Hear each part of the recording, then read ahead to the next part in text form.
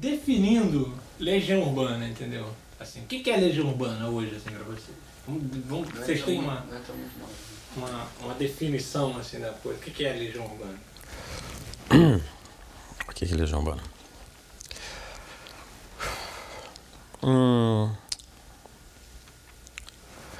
Legião Urbana é um conjunto musical que canta, um conjunto musical brasileiro que canta letras em português a partir de uma batida 4x4 e a partir de uma experiência urbana do que é ser um jovem brasileiro vivendo a partir dos anos 70, tendo uma experiência urbana na cidade. E de repente embora a gente não faça não seja uma coisa de pesquisa e de tentar incorporar coisas brasileiras no trabalho, assim, geralmente se a pessoa observa, o trabalho da Legião Urbana tem uma porção de coisas que são bem brasileiras.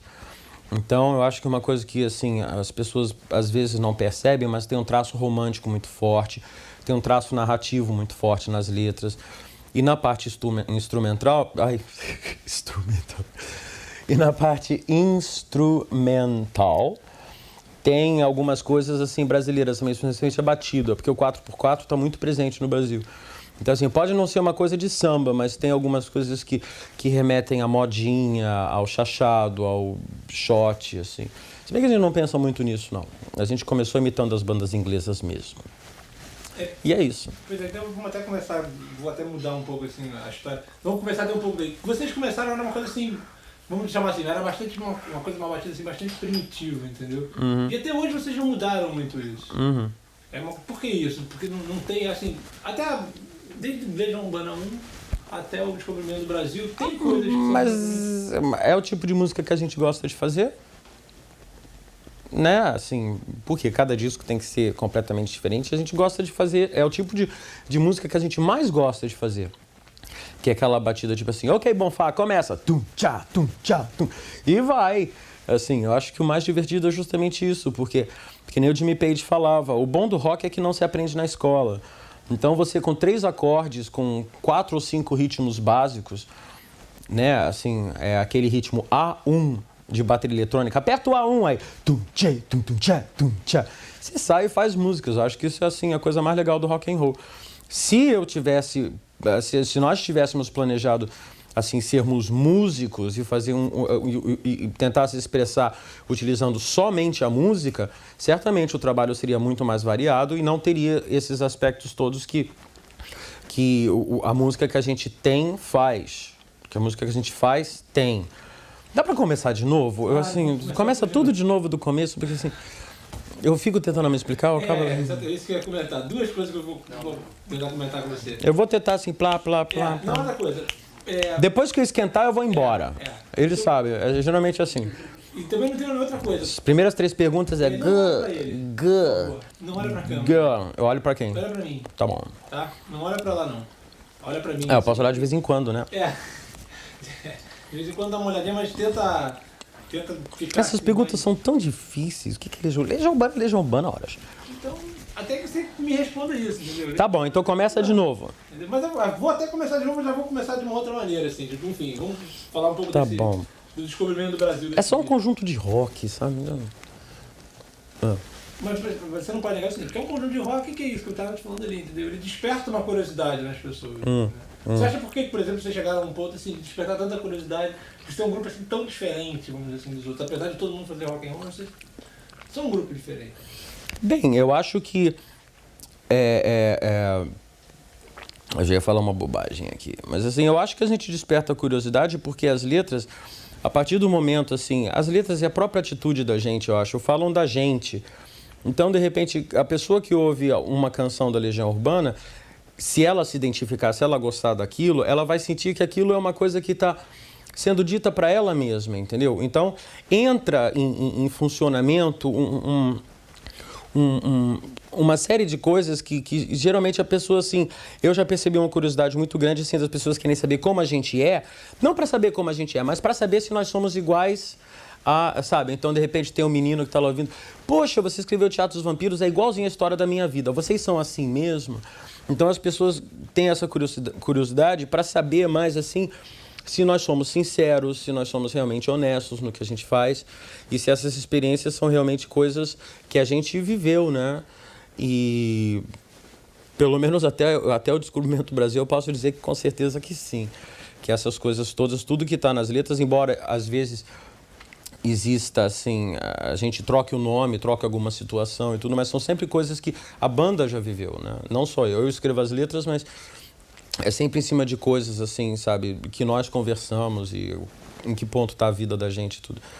Eu acho que isso é o que gera uma certa curiosidade, porque a partir do momento que a gente não é percebido simplesmente como rock stars, de repente o cara que sai da limusine e vai pro palco e tudo, tem aquela vida que todo mundo já sabe como é, todo mundo quer saber como é que é a vida desses caras, se de repente eles falaram essa coisa que de repente é exatamente como eu me sinto, entende? É uma curiosidade que eu sempre tive, por exemplo, a respeito do Led Zeppelin, sabe? Ou então das minhas bandas realmente favoritas, por exemplo, eu morro de curiosidade para saber o que o Bob Dylan faz da vida dele, entendeu? Porque de repente as letras dele, assim, sabe, me dizem muita coisa, às vezes são coisas que me dizem respeito. E provavelmente é isso, ele fica em casa, sai para dar um passeio, sabe, namora, toma conta dos filhos, né? Lê um livro, vai para um show, vai num restaurante, sabe? Tem um dia que ele tá bem, tem um dia que ele tá mal. Então com a gente é a mesma coisa. Não tem mistério, eu acho. Eu acho que é... E, pois é, você falou essa coisa das letras de vocês, enfim, que as pessoas mais ou menos se identificam. Por exemplo, esse disco agora, falando dele, Descobrindo o Brasil, ele posso dizer assim que ele é um pouco mais otimista do que o último disco de vocês. Uhum. Do que o 5. E, consequentemente, eu não sei se por isso é consequência, ele é mais comercial também, assim. Talvez, se bem que o 5 vendeu muito, né? E teve 3 hit singles, assim, Vento no Litoral é um dos nossos maiores hit singles. Eu acho que Vento no Litoral e o Teatro dos Vampiros, junto com, assim, quer dizer, ele teve menos hit singles do que os outros LPs, mas os 3 que vieram bem. Foi Vento no Litoral, Teatro dos Vampiros e O Mundo Era Tão Complicado. Teatro dos Vampiros foi escolhida a melhor música do ano, sabe, por 2 ou 3 órgãos de imprensa, coisa assim. Vento no Litoral, 1 ano e meio depois, 2 anos depois do disco ter sido lançado, ainda estava sendo lembrada, né? A nossa turnê dos 5, que a gente deve ter feito o quê? Umas 15 apresentações só, foi lá, melhor turnê do ano. Então, eu não sei explicar essas coisas, tá? Agora, o que eu posso dizer é que o 5 é o nosso Pornography do The Cure, entende? Então, assim, depois do 4 Estações... Que é sempre assim, a gente lança um disco, por algum motivo, a gente lança um disco, aí todo mundo tem a reação, 4 estações, é preciso amar, vamos acabar com isso, vamos fazer uma coisa completamente diferente. E a gente vai e tenta fazer uma coisa completamente diferente. Nunca é completamente diferente. Mas assim, sempre assim, por exemplo, depois do Que País é Este, que era pesadão, que tinha conexão amazônica, a cocaína não vai chegar e tudo, aí veio 4 Estações, que era todo lírico e lindo. E é preciso amar, que eu fico brincando, mas é uma música muito bonita, eu gosto muito. Aí depois eu pensei assim, poxa, o que eu vou falar? Porque as pessoas ficaram, poxa, 4 Estações. Eu pensei, bem, não é bem assim, eu estava passando por... Nessa época nem tanto, porque eu escrevi o disco completamente, assim, as letras foi completamente careta. Mas, assim, eu estava vendo que as coisas não estavam bem, foi naquele período do Collor, né? Quer dizer, essas coisas todas influenciam e estava todo mundo muito negativo, muito... sem saber no que ia dar, que é um momento que eu acredito que ainda esteja acontecendo, mas hoje em dia eu acho que a gente já está tão tarimbado nessa coisa de Brasil, né? Ainda mais com essas coisas que aconteceram agora no começo de maio e tudo, eu acho que assim, sabe, não é mais surpresa, mas naquele momento, para mim, era um período de surpresa.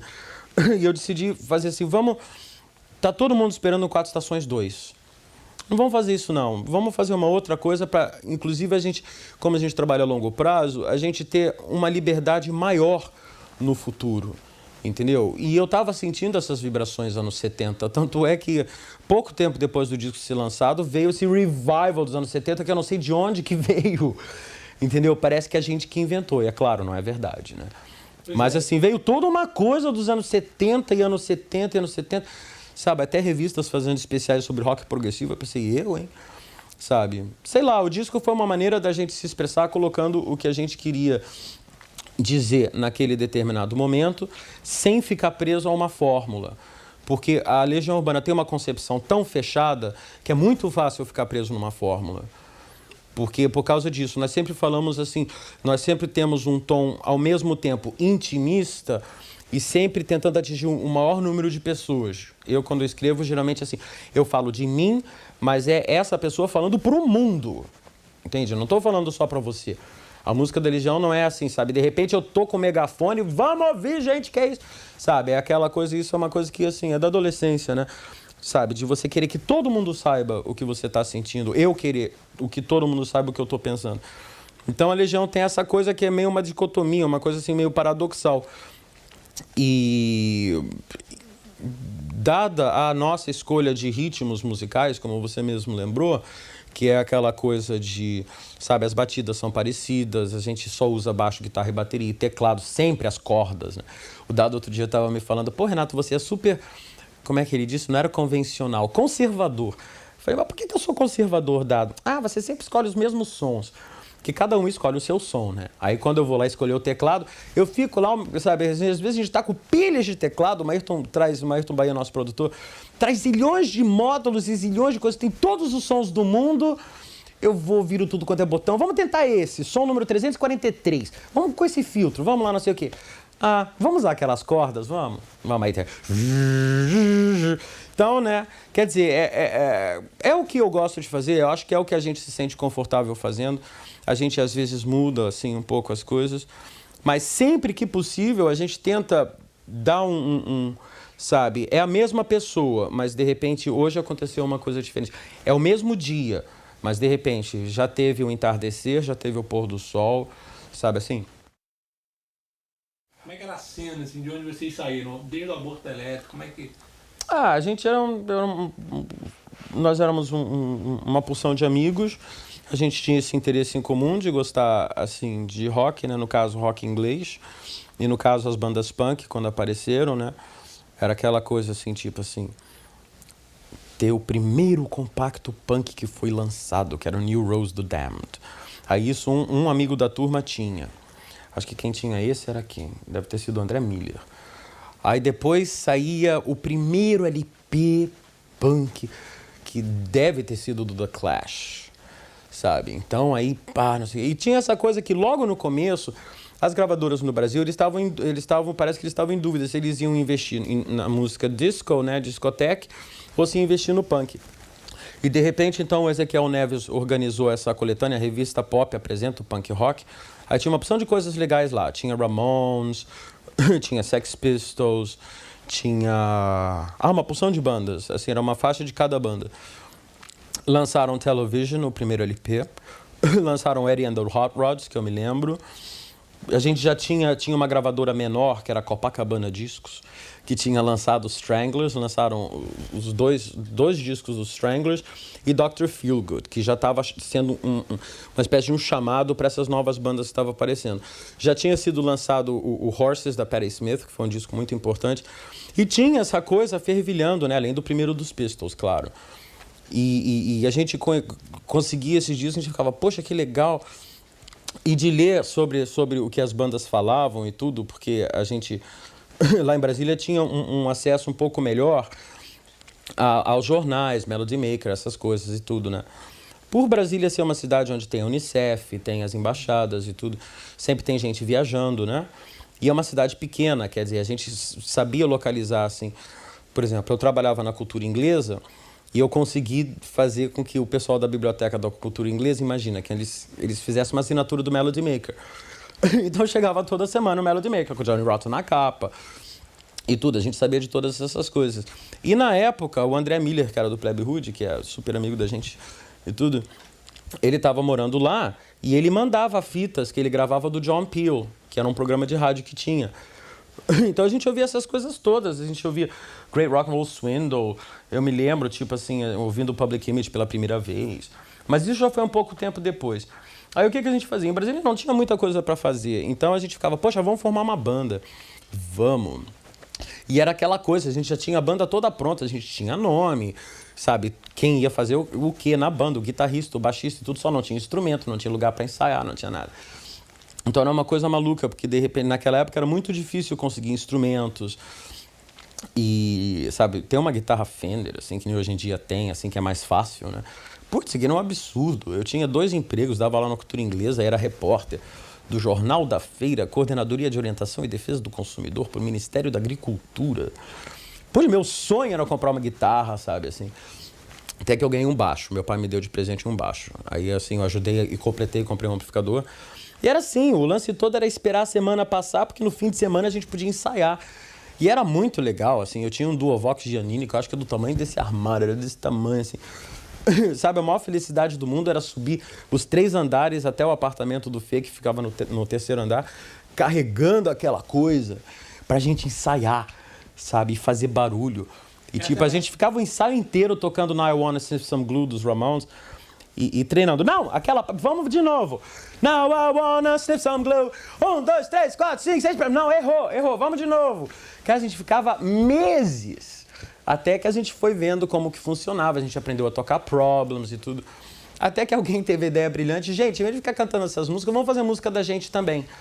Para falar da UNB, de Brasília e do Brasil e tudo, que era esse o lance, né? Monte sua própria banda e fale o que você tem a dizer. Então, dada que ia assistir Aborto Elétrico, você entende? A gente tocava lá na banda, mas assim, os garotinhos que assistiam... Era Dado, Bonfá e tudo. Depois, sabe, todo mundo ficou amigo, é claro. Pois é, e até como é que... Até, vamos então partir no seguinte. Não, vamos falar de Aborto Elétrico. O Aborto Elétrico era você e o Bonfá, era isso? Não. Quem era o Aborto Elétrico? Não. Aborto Elétrico era uma banda que o André Pretórios ia formar com o André Miller, que é do Plebe Rude, e com o Felipe, do Capital Inicial. E o André Pretórios era filho do embaixador da África do Sul. Era um louro, era o Sid Vicious louro.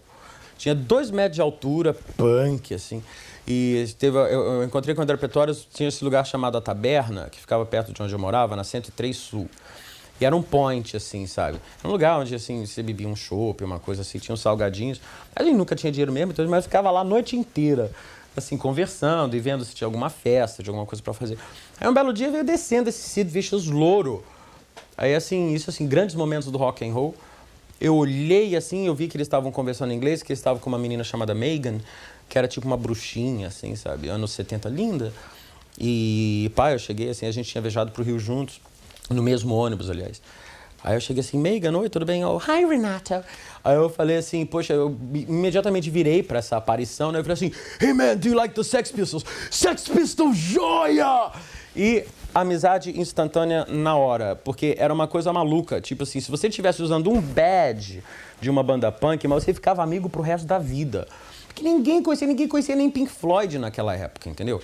Só uns malucos antigos lá de Brasília, assim. Era muito difícil, rock and roll não existia. É difícil a gente tentar se lembrar, assim, é quase como imaginar um mundo sem computador, um mundo sem televisão. E realmente não tinha vídeo. Olha só, não, faz menos de 2 décadas, mas não tinha vídeo, não tinha computador, sabe? A única coisa que tinha era a televisão, assim, do que as pessoas conhecem, e rádio, né? E rádio tocava, assim, muito assim, a ternura da vida. Essas coisas, assim, que a gente não gostava muito. Eu não gostava muito, não. Eu gostava mais de rock and roll. E aí foi aquela coisa, né? E como quis o destino, eu falei assim, poxa, cara, eu toco baixo. Aí ele falou assim, poxa, cara, eu toco guitarra. E a gente conhecia, os dois eram amigos do Felipe Lemos, do Capital Inicial, que era o baterista, porque sem bateria não dá pra fazer uma banda de rock, né?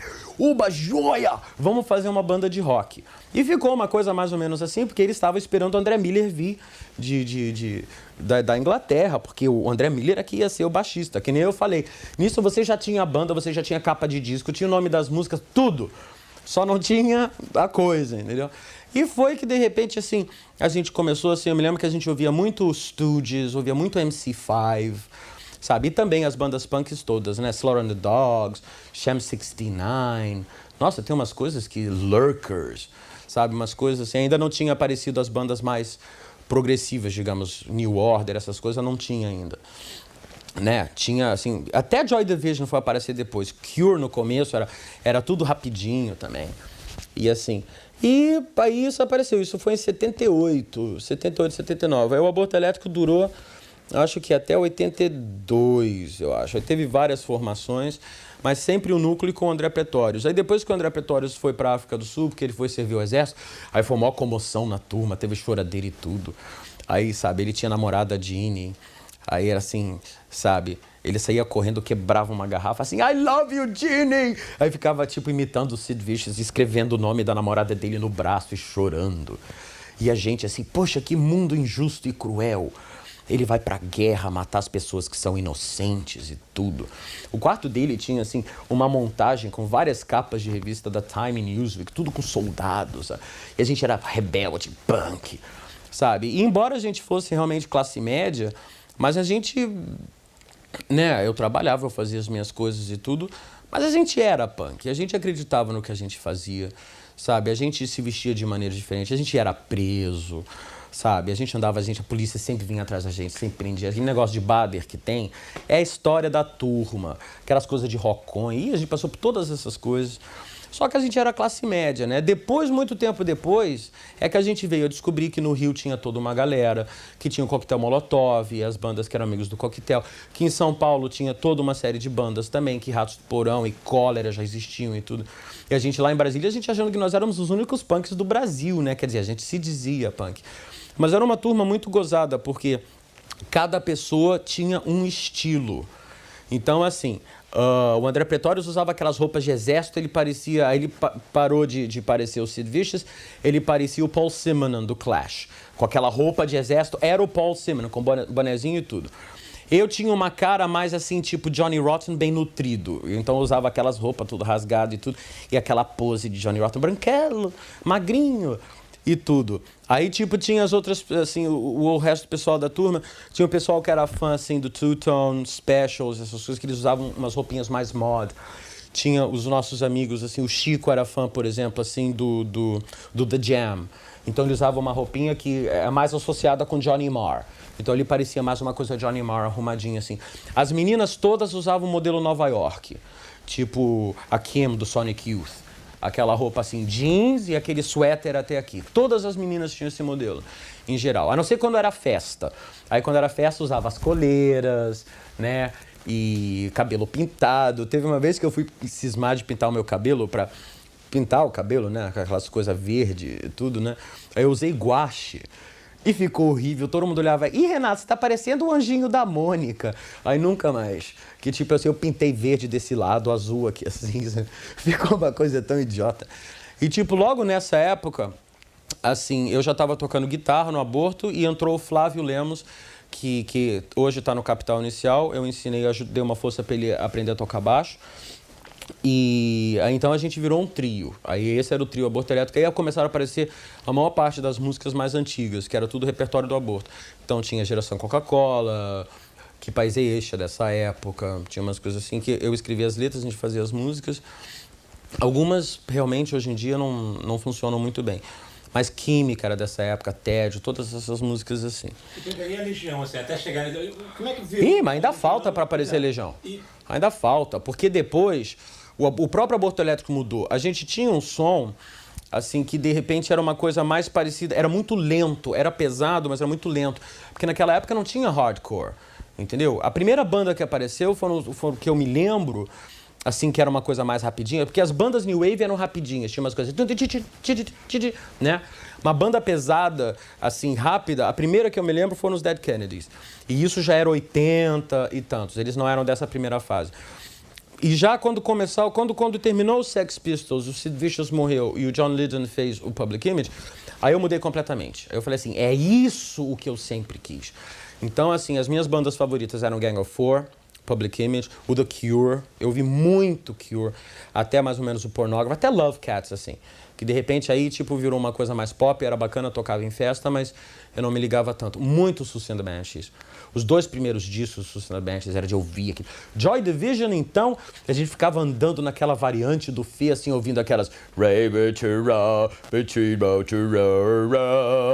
He's lost control again. E a gente achando que a gente sofria, que como o mundo é injusto e tudo, e essa cidade é um tédio, não tem nada pra fazer, e ninguém conhece rock and roll, e a gente quer montar uma banda e tudo, e arrumar as meninas e não sei o quê, ir pra festa e tudo, não sei o quê, blá, blá, blá, blá. Aí foi indo, até que um dia eu enchi o saco de repente, o Fê não me dava valor, entendeu? Sabe, ele era o reizinho, né? Era um saco, sabe? E, de repente, sabe, eu não carregava a banda nas costas, mas, sabe, eu tinha a minha contribuição, afinal de contas. Eu escrevia as minhas letras e tudo. E, às vezes, eu saía lá de casa, ia lá pro Lago Norte pra ensaiar, e, tipo assim, a gente tinha marcado o ensaio. E era uma dificuldade. Chegou uma fase que, de repente, assim, eu me lembro por que a gente brigou. O começo da briga foi quando eu fiz química. Aí eles falaram assim, Renato, essa música é idiota. Às vezes essa música não é idiota, essa música é legal. E, de repente, de qualquer forma, assim, não é pra ser uma coisa séria, é pra ser uma brincadeira em cima do vestibular e tudo. Você está perdendo o sei lá, o seu tino de letras, Renato. Porque a gente queria fazer uma coisa sofisticadésima, né? Tipo, nessa época, então, a gente já estava ouvindo Rough Trade e aquelas coisas dos selos mais independentes, ouvindo pop group, sabe? E Au Pairs, e Slits, e Pereubu. Até hoje eu não sei como é que se fala o nome dessa banda, Pereubo, sei lá. Umas coisas complicadésimas, e a gente queria fazer essas coisas, né? Ser uma coisa assim, como é que se diz? Com concepção. Tem que ter concepção. Chega, Undertones acabaram. Nada desses rockinhos. Agora vamos fazer umas músicas dessa época que apareceu o Baader Meinhof, a primeira versão. Foi o que deu em Soldados, Ainda é Cedo, que é uma outra praia, né? Não era mais aquela coisa. Quando nascemos, fomos programados. Aí, de repente, ficava uma coisa, eu lá me matando, escrevendo as letras e tudo. Pô, eu tinha ensinado a baixista a tocar baixo e pá. E o cara sempre enchendo o meu saco. Aí teve uma apresentação, pouco tempo depois que o John Lennon morreu, a gente estava fazendo uma apresentação numa cidade satélite em Brasília chamada Cruzeiro. E eu acho que foi assim, 4 dias depois de tudo, a Yoko Ono mandou uma mensagem para todo mundo no mundo inteiro, que às 4 horas da tarde, que seria 4 horas da tarde no Brasil, durante 10 minutos era para todo mundo fazer uma meditação pro John. Eu adoro essas coisas, né? Aí, pá, tô lá, assim, tomei um porre. Eu acho que eu devo ter tomado um garrafão inteiro daqueles de vinho, bem barato, entendeu? E tava completamente, mas vou fazer minha meditação pro John. E foi uma coisa super importante que tava tendo lá o festival, a gente tava tocando embaixo de um prédio, entendeu? Junto os garotos lá, porque era assim, não era show. A gente pegava a bateria, montava, tinha um amplificador Irmãos Vitali desse tamanho, o meu Duovox, que desligava tudo naquilo, né? E, de repente, pá, tamo lá tocando, não sei o quê, e a gente ia entrar e tudo, e eu tô lá bêbado, eu deitei, agora é a hora da meditação do John. Aí deitei lá, fiquei pensando em John Lennon e tudo, e o dia tava escuro, tava cinza, tava nublado e tudo. Batata, deu 4 horas, o tempo começou a abrir. Isso foi uma coisa mística, é dessas coisas que eu vou me lembrar pro resto da vida. Abriu e saiu um céu maravilhoso, um sol, sabe, assim, o sol aparecendo atrás das nuvens. Eu falei assim, poxa, que legal, essa meditação tá funcionando mesmo, sabe? Todo mundo tá fazendo meditação. Em Brasília, juntou uma galera lá no Congresso, eles fizeram. Isso estava sendo feito no mundo inteiro, né? Eu feliz da vida, né? Mas, claro, já estava torto, mas rock and roll. Quer dizer, aí depois, quando a gente foi fazer o show, aí o Fê cismou que eu não estava tocando bem.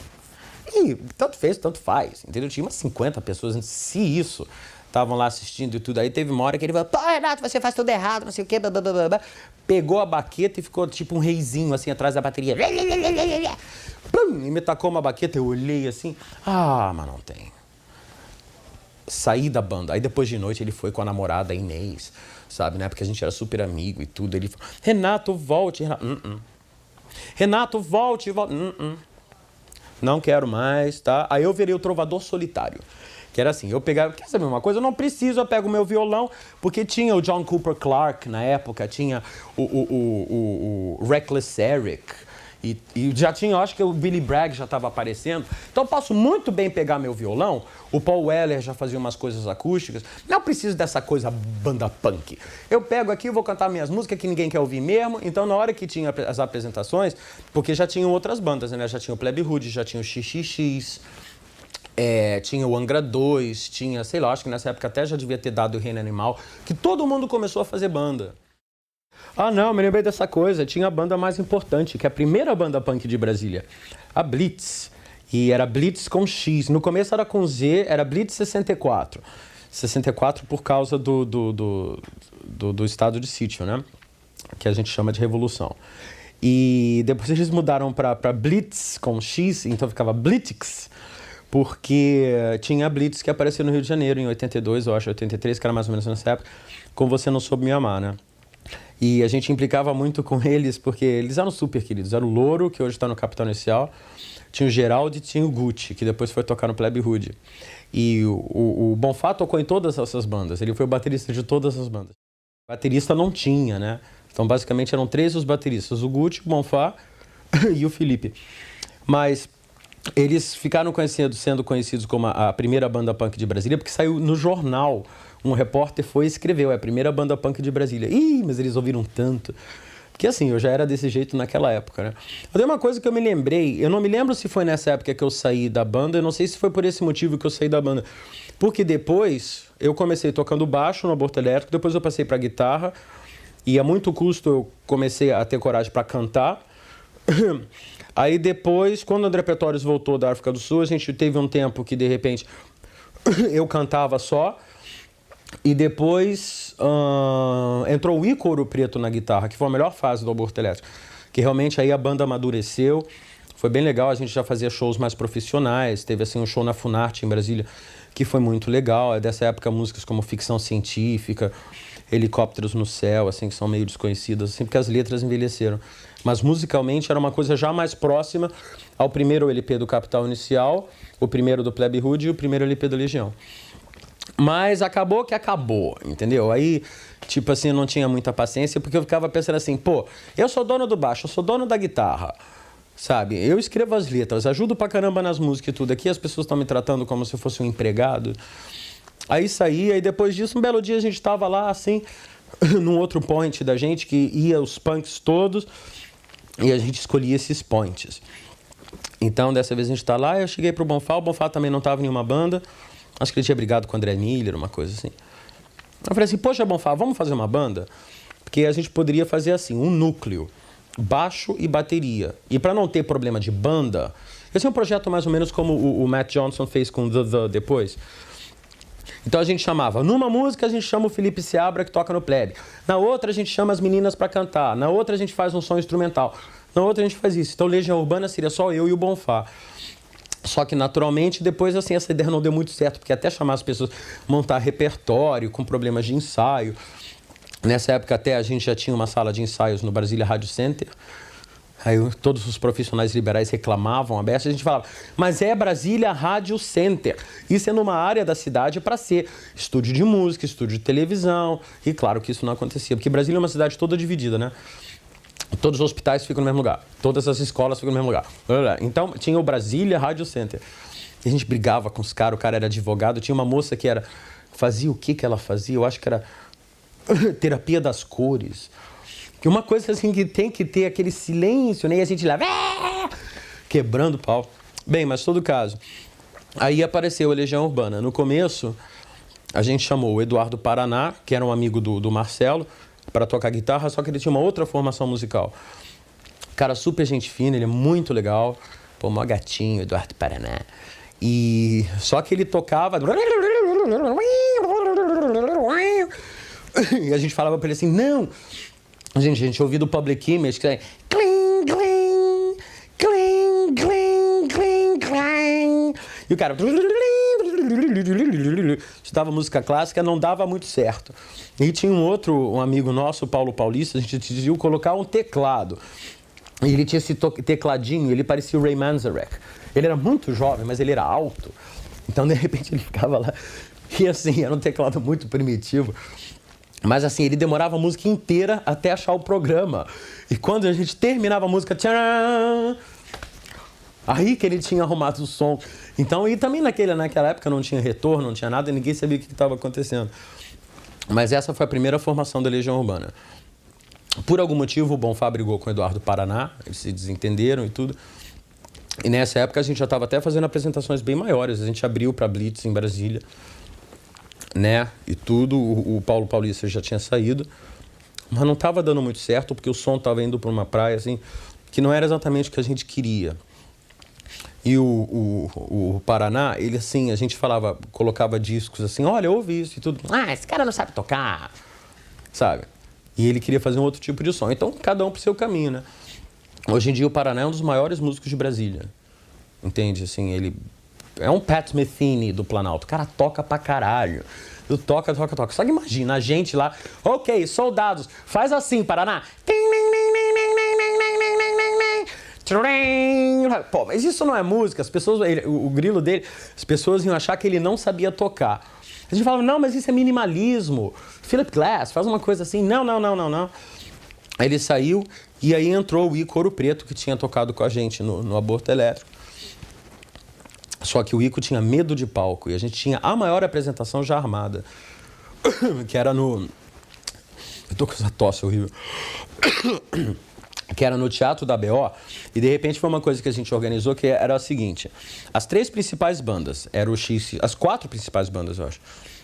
Agora eu não vou me lembrar, mas eu acho que era o XXX, o Capital Inicial, que tinha sido formado pelo Fê e pelo Flávio, né? Legião Urbana, e era o Escola de Escândalos. Olha, eu acho que era o Escola de Escândalos, que era a banda do Bernardo Miller e do Alessandro, que era o nosso amigo italiano. Eu acho que era Escola de Escândalos. Ou então eles tinham outro nome e depois mudaram. Que o pessoal mudava de nome assim várias vezes também. E a gente conseguiu um lugar super legal para tocar, ia ter um som legal, a gente conseguiu uma divulgação super legal. Só que assim, na última hora, o Ico deu atrás. Falou, não vou tocar. A gente ficou, mas como? A gente já tinha um repertório assim de 9 músicas. Que assim, era muita coisa. Porque eram 9 músicas originais, né? Então, de repente, assim, poxa, como é que a gente vai fazer? Aí a gente teve a ideia de chamar o Dado. Que o Dado sempre queria ter tocado numa banda, mas só que ele nunca tinha pego uma guitarra na vida. Aí a gente falou pra ele assim, olha, Dado, não é muito difícil, não. Ele já sabia Lá, Dó e Ré, né? E metade das músicas, a única coisa que você tem que fazer é fazer barulho, tipo Keith Levine, né? Do Public Image. Então vamos lá, aí teve a primeira apresentação da Legião Urbana com o Dado. Foi na casa do Fê, a gente tocou Ainda é Cedo, eu toquei a música no baixo e cantei, o Bonfá tocou bateria e o Dado ficou fazendo barulhinho, que a gente chamava, faz barulhinho que tá jóia. Aí ficava apertando o pedal e fazendo... E aí nasceu a Legião Urbana. Pois é, aí vamos dar assim, quase um salto assim, pra gente pegar nos discos assim. Aí vocês gravaram o primeiro disco, que é o Legião Urbana, que logo no disco, isso foi em 84, né? Foi. E que logo no primeiro disco, vocês têm músicas que até hoje são sucesso, assim, sei lá, de 11 músicas, 7 pelo menos fizeram sucesso. Era uma coisa assim, como é que, enfim, pra uma banda, pra essa história toda que vocês estão contando, como é que foi encarada a coisa? Porque mais ou menos logo de cara, a Legião fez sucesso assim, pelo menos umas 5 músicas do Legião Urbana muito placar. Bem, não foi logo de cara, né? Tipo, eu tocava baixo e de repente eu percebi que ia ser mais legal a gente ter um baixista. Então a gente chamou o grande Renato Rocha, fabuloso baixista, e ele entrou, aí eu passei a cantar só, né? Principalmente porque o pessoal da gravadora, quando eles assinaram o contrato com a gente, eles viram, o quê? Outro trio de Brasília com cara que canta e usa óculos. Que tinha os Paralamas, que são os nossos padrinhos, né? Os Paralamas que, poxa, deram maior força pra gente, tocavam músicas da gente e tudo, abriram todo o caminho aqui no Rio. Isso já é bem depois, né? Bem, o que acontece é que o primeiro disco, você prepara a vida inteira pro seu primeiro disco. O problema é o segundo. O primeiro disco, você tem esse repertório todo pronto. Você já toca ao vivo, você sabe que é uma música que a galera gosta. Entende? E foi complicado porque, assim, a gravadora queria que eu fosse uma espécie de Bob Dylan do Cerrado. E, assim, eles queriam, porque os Paralamas entregaram uma fita da minha época de Trovador Solitário. Ridículo isso, né? Trovador Solitário. Mas, assim, eu lá com meu violão cantando Eduardo e Mônica e Geração Coca-Cola acústico. Eles achavam que ele estava assinando isso. De repente, a gente apareceu lá. Nós somos a Legião Urbana. Oh! E aí eles tentaram fazer uma primeira gravação com a gente, que era uma versão acústica de Geração Coca-Cola. A coisa não deu certo, a gente voltou pro hotel, falando, olha, não vamos, sabe? Que a gente tinha atitude, eu acho que a gente tem atitude até hoje. Não tem porquê, sabe, você fazer uma coisa que você não quer fazer. Você não tem nada a perder, é que nem o Dylan fala, quem não tem nada, não tem nada a perder. Sabe, a gente não é famoso, não é conhecido, não é nada. Por que eu tenho que fazer uma coisa que as pessoas querem fazer? Eu vou fazer o que eu acredito, né? A banda vai fazer o que a banda acredita. Então a gente voltou para Brasília, aí eles, desesperados, que eles já tinham assinado o contrato, né? Finalmente apareceu em cena o Zé Emílio Rondô, que se dispôs a produzir a gente, né? Depois de muito custo. Sabe, a gente brigava com ele, tudo assim. Mas aí a coisa andou, né? E não foi da noite pro dia. O disco virtualmente só estourou mesmo no final de 85, levou um ano. sabe? A gente tinha divulgadores da gravadora falando, olha, não leva esse aqui que é bom de outros conjuntos, mas esse aqui é uma droga, entendeu? E a gente teve sorte porque a crítica, de repente, começou a falar muito da gente. Porque era uma época, a gente também esquece, Brasília era como se não existisse, né? As pessoas ficam, Brasília? Oh, tem vida em Brasília? Entendeu? E de repente tinha um super movimento com bandas de rock. Tudo. Hoje em dia tá todo mundo sabe, tem sabe, as bandas novas de Brasília, sabe? Não tem surpresa nenhuma, sabe? Tem o Oz, tem os Raimundos, tem o, sabe, Low Dream e o Little Quail and the Mad Birds e zilhões de pessoas e tudo. Muito tempo depois a gente apareceram ainda outras bandas, Banda 69, o Binashock, sabe, zilhões de bandas. Mas naquela época era assim, então isso ajudou. E a garotada ouvia as músicas e gostou. E tinha um certo medo assim, de partir pro segundo disco, assim, não? Porque nesse segundo disco também é outro que tem clássico dele até hoje. Assim. Bem, me desculpe a modéstia, mas todos os LPs da Legião Urbana têm clássicos. Certo. Bem, mas o que eu posso fazer? É verdade. Né? Alguns têm mais, outros têm menos, mas, sabe, vamos parar com essa coisa de o primeiro disco, o segundo disco, é a discografia toda. A gente é fã de rock and roll, então a gente sabe que uma grande banda, todos os discos são bons. Não é para comparar com Beatles, que é a maior banda do universo, entendeu? Mas do Please Please Me ao Let It Be, sabe, são todos os discos bons. O Nirvana estava indo por esse caminho também. Tudo que o Nirvana já lançou é bom. Ramones, a mesma coisa, toda grande banda. Entendeu? Às vezes tem uma grande banda que de repente tem um momento, principalmente se ela tem uma longevidade assim, estonteante, aquela coisa de uma banda que durou 20 anos e tudo. Então, às vezes tem alguns percalços. Mas, em geral, por que você vai lançar um disco com material que não presta? Para satisfazer a gravadora? Para ganhar uma grana rápida? O que vai ficar é o disco. Entendeu? Não vão ficar as fotos. Não. O que vai ficar é aquele momento que você compra o disco do Led Zeppelin, é o disco novo do Led Zeppelin, você coloca e você fica, pô, os caras continuam bom pra caramba. Isso é que fica, entendeu? O Sepultura é assim, entendeu? O Metallica é assim. Tem outras bandas já que não são, que você compra o segundo, o terceiro disco e tipo assim, No nosso caso, pode até haver o fato da gente mudar um pouco a coisa e de repente uma pessoa gostar mais do primeiro disco, que, por exemplo, do 5, ou então a pessoa que gosta do 5 não gosta muito do Que País é Este, que é mais pauleira. Mas todos têm um certo nível de qualidade, porque a gente sabe que a coisa fica, entende? Eu ouço o primeiro disco do Television até hoje, sabe? Assim, e tem outros discos daquela época punk que eu não ouço, porque envelheceram, sabe? Então, eu acho que é mais ou menos por aí. Agora, o que aconteceu é que a gravadora queria que a gente repetisse o primeiro disco. Eles queriam no segundo, ok, então agora, oba, vocês deram certo. Eles falaram pra gente assim, olha, se vocês venderem 5 mil, tá bom. E logo de início a gente vendeu 50 mil, que é muito, né? Pra banda, e a gente saiu direto com a LP, é muito. E é assim, porque a gente dialogou com a gravadora. E não adianta você ficar, sabe, sem saber o que tá acontecendo, deixar a gravadora fazer o que... E na época é porque era multinacional, né? Hoje as bandas todas é um outro jogo de cintura. Mas naquela época, sabe, assinar contrato em branco, nada disso. Sem ler, não. A gente ficou quase 5 meses para assinar, mostrei para todos os advogados, sabe, que você é advogado, lê isso aqui, sabe? Quando viu que não tinha escapatória, que era o contrato padrão, aí a gente assinou. Mas eles queriam o quê? No segundo queriam mais rockinhos. Então agora vocês vão gravar Que País é Esse, né? Química, Química, vamos gravar Química, Tédio. Vocês não gravaram Tédio no primeiro disco, rapazes. Vamos lá. Não. No segundo disco a gente vai fazer como a gente quer. Quando eles ouviram aquilo, Daniel na Cova dos Leões... Almeida, o que é isso aqui? O que é essa música aqui Eles são uma banda de rock. Ninguém falou pra esse menino aqui, essa música de 5 minutos, com pandeiro e violão, sem refrão. Quem é que vai decorar essa letra? Quem é que vai entender essas coisas? Cadê o protesto? Que história é essa de Eduardo e Mônica? Entendeu? Que história é essa entende? Central do Brasil. Eles são uma banda de rock. Que são esses violões aqui? E, naturalmente, tipo, a gente acreditava no material, a gente acreditou na banda, né? E deu certo. Nessa época também, enfim, no Tempo Perdido, por exemplo, uma vez você falou que você, assim, meio até se envergonhou da música de tão parecida que ela era com o Smith, assim. Você consegue identificar, assim, no disco, na discografia de vocês, a música... essas influências, assim, em cada disco, não tem isso, assim? Eu não sei, eu não acho que a música é parecida com os Smiths. Eu acho que ela ficou parecida com os Smiths. Por causa quando a gente ia explicar pro Maírton, que era o nosso produtor, o que a gente queria, e não tem como você explicar sonoramente, a não ser apresentando exemplos, a gente falava, olha, uma banda que tem esse som de guitarra, esse baixo, porque o baixo da gente era uma coisa bem característica, como eu tocava e como o Renato Rocha tocava também. Era uma coisa bem o baixo do U2, o baixo do The Cure, o baixo do Siouxsie and the Banshees.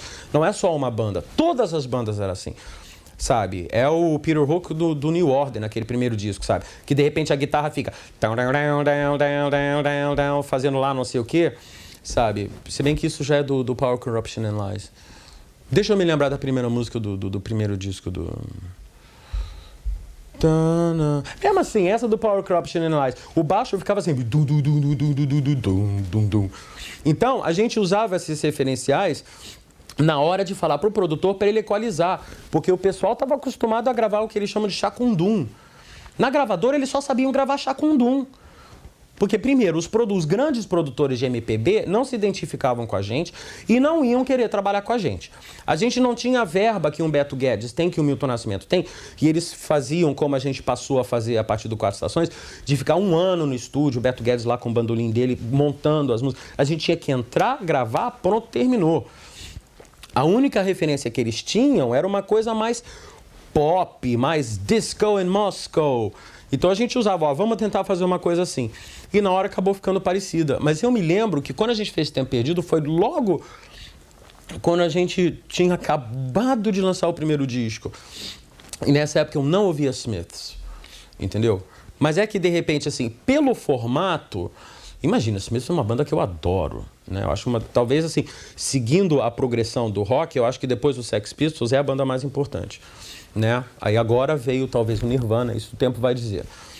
Mas depois do Sex Pistols, assim, em termos de atitude, de como eles levaram o trabalho adiante, da revolução que foi, tudo. Os Smiths foi uma banda muito importante. Eu acho até que eles não tiveram o sucesso que eles deveriam ter, principalmente por eles estarem na Rough Trade, que é uma gravadora independente. Todo caso. A gente não, a gente já quis assinar com a EMI, entendeu? Os caras vão assinar com a EMI depois de lançar 6 discos. Não, a gente quer a EMI, é a maior do Brasil, vamos lá. Mas o que acontece? Então, quando o Dado começou realmente a ter mais domínio da guitarra, e dado o instrumental da banda, o baixo sempre fazendo cabeça de nota bem grave, a bateria marcando, o vocal pulando por cima, o único instrumento que sobrava para fazer melodia e harmonia era a guitarra. Então entrou isso. E eu sempre gostei, a gente também, acho que o Bonfá gosta muito de melodia, e eu sempre gostei muito de melodia. Sabe, eu já ouvi muito Beatles, muito, sabe, Rolling Stones, teve uma época que eu gostava mesmo é de Ruby Tuesday. Os rock eram legais, mas assim, sabe, de ouvir mesmo e gostar, Ruby Tuesday, Lady Jane. Eu tenho uma praia bem folk, assim, de gostar muito de coisa de violão, Mamas and the Papas, pop com vocal, sabe, som dos anos 60, assim, Simon & Garfunkel, putz, eu gosto muito. E de repente, assim, tinha aquela coisa de, ok, a gente tem as músicas barulhentas, mas vamos fazer umas coisas bonitas também. Porque eu gosto de cantar coisas bonitas. E é gostoso você ouvir uma coisa bonita, né? Você acha assim também que o terceiro disco, Que País é Esse? Ele mais ou menos assim, ele encerra uma primeira fase do Legião? Ah, encerra. Porque ali... O Que País é Este... Pausa. O Que País é Este, o que aconteceu foi o seguinte, a gente entrou para gravar o terceiro disco. Porque o segundo era para ser um duplo. O 2 era para ser 2 duplo. E ninguém deixou. Entendeu? Era para ser O Que País é Este junto com 2. Então era para ter Faroeste Caboclo, tinha uma porção de temas instrumentais do Bonfá, era para se chamar Mitologia e Intuição, um dos nomes. E tinha uma porção de coisas que o Bonfá fazia nos teclados e tudo, e temas instrumentais, com uma porção de coisas pop, com tédio, com química, com Conexão Amazônica e Que País é Este, mas também já com Angra dos Reis, com mais do mesmo, e era para ser um panorama, um álbum duplo, assim, super legal, recheado de coisas legais. Mas a gravadora não quis. E quando a gente entrou para gravar o terceiro disco, a gente ficou sem saber o que fazer, porque a gente tinha uma concepção certa para o 2, que era uma coisa para ter uma certa duração, quer dizer, era um disco para durar 2, 3 anos, para a gente sedimentar o trabalho. Nós somos a Legião Urbana e ia tocar, tipo assim, sei lá, um exemplo bobo. O Use Your Illusion do Guns N' Roses, que não tem nada a ver com Legião Urbana, entendeu? Mas assim, vamos lançar um calhamaço de material e depois trabalhar isso com calma. Era essa a ideia. Mas aí o que acontece? Isso não aconteceu. E na hora que a gente foi fazer o terceiro disco, a gente descobriu que não tem mais o que falar. A gente ficou lá e até eu me lembro, na época, a gente falou assim, eu falava, né? Não, entramos para gravar o disco, mas não vamos mais gravar, porque nós não temos o que dizer. Aí todo mundo, como eles são honestos, viu? Eles não fazem por dinheiro e tudo. E ninguém entendeu nada, né? Porque um mês depois a gente saiu com Que País é Este? Mas é que aí a gente pensou, bem, essas músicas a gente já toca nos shows. Vamos pegar as 3 músicas que estão prontas, que são Eu Sei, Mais do Mesmo e Angra dos Reis, juntar as músicas que sobraram de outtakes do 2 e fazer um disco. Só que algumas pessoas não entenderam, principalmente em São Paulo, assim, Legião Urbana lança disco esquálido e primitivo. Mas foi o disco que, de repente, solidificou o sucesso. Foi no Que País é Este, não em 4 Estações, que a gente começou a tocar em ginásio. Aliás, foi no final do 2. Depois que a gente fez o Canecão, a gente conseguiu tocar no Canecão. Naquele horário das 7 horas, é claro, mas, sabe, tocar no Canecão era um sonho, isso não existia. A partir daquele momento, a partir do estouro de Eduardo e Mônica e depois Índios, aí virou mega. E isso deve ter sido já em 86. Só um minuto, Renato, você tá suando a beça. Vamos. Então, Renato, a gente estava no... Pois é, no 3. No Que País é Esse? Mas o Que País é Esse... A gente estava começando essa coisa de encerrar uma fase e até os temas mudam também, né? Parece que Legião deixa de ser assim uma coisa mais... Não, quer dizer, deixa um pouco do protesto, uma coisa um pouco mais rude de lado. Em que disco? No terceiro. No terceiro vocês encerram isso. A 4 Estações já é uma outra, você muda de tema, inclusive, né? Eu não acho. Eu acho que a gente falava exatamente das mesmas coisas. Mas, enfim, e essa consolidação assim, da Legião Urbana? Porque eu estava comentando que seria nas 4 Estações. Mas no Que País é Esse, a Legião já estava... 4 Estações foi quando até as pessoas que não queriam ver, não podiam mais deixar de ver. Mas eu acho que isso já vinha acontecendo desde o 2. Assim, mas foi no 4 Estações que, de repente, depois daquele problema de Brasília, a gente decidiu fazer uma coisa mais organizada. Partiu da gente. A gente fazer uma coisa mais organizada, palco mais alto. Não tinha mais como a gente ficar perto do público, porque dava confusão. Não por nossa causa, nem por causa do público, mas por causa de seguranças e coisas e tudo. Não tem como você tocar num palco de 2 metros de altura para 50 mil pessoas. Então, o 4 Estações foi assim. E também foi um disco que teve muita expectativa, porque a gente demorou quase 1 ano para gravar. E foi a primeira vez que a gente demorou muito tempo para lançar material. Quer dizer, o 4 Estações, o Que País é Este é de 87, o 4 Estações é de 89, foram 2 anos. E estava todo mundo realmente esperando, porque nesse meio tempo, as outras bandas continuaram trabalhando, Titãs e Paralamas, Engenheiros e tudo, e de repente a gente parou, a gente ficou sem fazer show esse tempo todo. E as pessoas ficavam, mas como? Esse pessoal, porque geralmente quando eles é assim, as pessoas falam, você não gosta de ganhar dinheiro não? Por que você não está fazendo show? Você não faz entrevista e tudo? Como se de repente dinheiro fosse a motivação principal, entendeu? E o que eu tenho a dizer é que o dinheiro é a motivação principal. O que acontece é que, por ser o dinheiro a motivação principal, o trabalho é a coisa mais importante. É aquela coisa, se eu tenho uma parede de ouro no meu quarto, eu não vou acordar de noite e ficar tirando lasquinha para ter embaixo assim um pedacinho, uma pipitazinha de ouro. Não, eu já tenho a parede inteira. Então, assim, para que a gente vai se desgastar fazendo umas coisas? Vamos esperar e fazer uma coisa bem feita. E o disco demorou também, porque foi na época que o Renato Rocha saiu, o Billy saiu da banda, o Negrete, né? Porque, de repente, a coisa começou a crescer, a gente teve que formar firmas e a gente já estava batalhando a nossa própria editora para ter controle das músicas e tudo. Que essa foi a primeira coisa que a gente queria fazer desde o começo. E então a gente estava se cercando de diversas informações de como trabalhar para garantir o futuro, entende? Porque rock é marketing, não tem como a gente achar que é só pegar uma guitarra e pronto, e ser explorado, não. A gente pode até ser explorado porque é o que acontece, mas a gente tem que saber, pelo menos a banda acredita nisso, é importante saber onde a gente está pisando.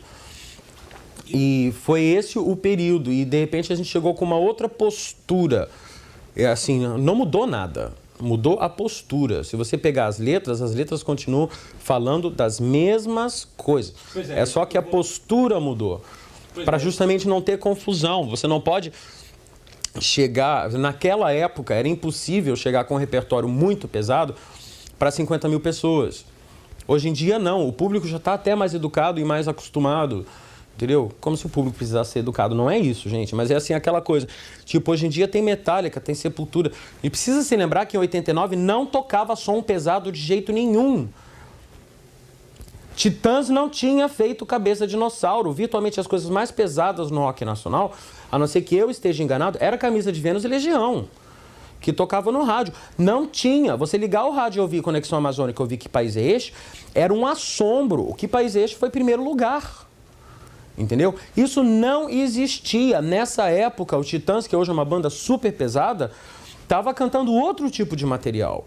Entendeu? Paralamas era outro tipo de material e são todas bandas que eu adoro. Mas então não existia essa... Era uma novidade completa você chegar num lugar, de repente entrar aquela zoeira, porque banda heavy não vinha para o Brasil. Sabe? Quem vinha para o Brasil era a banda New Wave, ou então num show como Rock in Rio, vinha um Ozzy, uma coisa assim, mas era uma coisa completamente organizada. As nossas apresentações era ainda aquela coisa punk, vamos tocar para os amigos. De repente a gente chega no lugar, tem 20 mil pessoas, 30 mil pessoas, e de repente é aquela coisa rock and roll, tá todo mundo, sabe, utilizando, assim, todo mundo não, mas alguns jovens, tipo assim, mais afoitos, utilizando substâncias químicas e bebendo e tudo. Claro, se você não tem um aparato para, sabe, você vai no show do Metallica lá fora, ou mesmo no show do Sepultura, é uma coisa organizada, sabe? O público tem segurança. Aqui, não, os banheiros caindo aos pedaços, Maracanãzinho, a gente estava lá vendo aquela coisa, tá lá, morrem 2 no show do Midnight Oil. Imagina a banda mais politicamente correta do planeta, que é um, sabe? E morre as pessoas, morre gente em show do Menudo. Graças a Deus, nunca morreu ninguém em show da Legião Urbana, sabe? Mas assim, aí o que aconteceu é isso, a gente pensou assim, nós temos um público muito grande, existem pessoas que já estão sinalizando e falando, poxa, Renato, a gente adora a Legião, mas, sabe, vocês fazem shows tão grandes que, de repente, assim, a gente fica até com medo de ir, porque é muita gente, de repente começa uma confusão lá e tudo, e não é que tenha muita confusão. Mas naquela época, até o 4 Estações, eu tinha uma postura no palco à la Johnny Rotten, sabe? De quebrar coisa, tipo, não tô satisfeito. Porque na minha cabeça eu ainda tô tocando lá pros meus amigos em Brasília. Eu acho que a mudança de postura foi essa. A gente descobriu, olha, vamos com calma, porque é necessário ter uma certa responsabilidade, porque existem muitas pessoas aqui na frente. Eu não posso simplesmente, se me tacarem uma coisa, parar o show por causa de um boboca que me tacou uma lata de cerveja. O importante é chegar e demonstrar que a banda não concorda com esse tipo de comportamento do público e, sabe, tentar fazer o melhor possível. E foi o que a gente tentou fazer com 4 Estações. Que eu já estava cansado de subir no palco para cantar as nossas músicas, entendeu? E as pessoas ficarem tacando coisa, sabe? Mas na época das 4 Porque gostam da gente, aí tacam coisa, mas, sabe, é um saco. Teve uma apresentação em São Paulo que tacaram garrafa no Bonfá, que ele saiu sangrando, a bateria dele ficou toda suja de sangue. E aquela coisa, aí né, Renato Russo é histérico. Não pode parar show, não sei. Então eu tenho que ficar no palco com o pessoal cuspindo, tacando coisa, sabe? Em Brasília teve uma época que eles tinham mania de beber aqueles coco, tacar, entendeu? Sabe, leva uma cocada daquela na cabeça se você vê, entendeu? E fazia que nem outras bandas que levava e continuava cantando. Não, aí eu parava, poxa, respeito, a gente respeita o público. Por que o público não respeita a gente? E não era todo mundo, não. Mas 1 ou 2 ou 10 pessoas com esse tipo de atitude estragava tudo, entendeu? E como ainda não existia essa concepção de grandes shows e tudo aqui no Brasil, era uma coisa ainda, sabe? E olha, é quando o Bunnyman vem pro Brasil para tocar no Canecão, sabe? Não tinha muito isso, tinha acabado de haver o Rock in Rio que a gente não tocou e tudo. Eu imagino, né? Às vezes talvez esteja errado, você tem que verificar esses dados.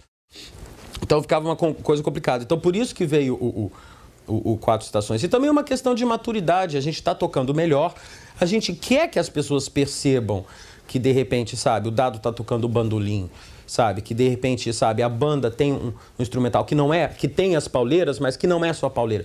Vai ter um momento do show que de repente vai ter os 2 violões tocando junto com o teclado. Porque rock é música, né, também, sabe, não é só, sabe. Então eu acho que houve essa mudança. Por exemplo, o 4 Estações tem Monte Castelo, aí isso chama atenção, entende? Mas eu acho que tudo que tá, não tem diferença. Isso vai ser difícil de perguntar para mim, porque eu não vejo diferença. Eu não vejo assim, eu vejo diferença no Que País é Este e no 5. O 5 eu acho um disco diferente. Aquele disco eu acho depressivo e pesado. São as coisas mais pesadas da Legião.